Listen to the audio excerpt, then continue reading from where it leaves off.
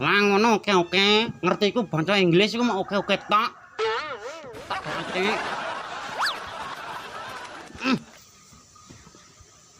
Ya wis lumayan ngono lho, Dok. Melok gede, Mbah. Ya tek ora wis kethek kok.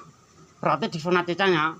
Ya kono, Mbah, pasrah, Mbah. Lah iya soalnya wis kewajibane wong lanang kudu disu. Sunat. Ngono lho. Sunat lah ya, Le ya. Iya, Mbah, gak apa-apa, Mbah. Lah iya asale bocah cilik mbok kon nyulap sak desa mene gedene nek ora disunat engko malah dadi perkara. Untung Mbah kersa kok dukun sakti mandraguna. Iso kabeh ya, Mbah. Iso kabeh. Ngerubah manungsa cilik dadi gedhe iso napa nek kok ora sunat tak rubah langsung mentolos. Tak cek lho. Monggo, Mbah. Iya. Mario ora karek kowe ora masalah. Kenapa iki, Mbah? Basa Inggris paling cara basa Jawa niku monggo ngono kae. Ngono ya wis, monggo, Mbah, ndak dibuka. Seneng kok, Mbah, guyang-guyu, Mbah.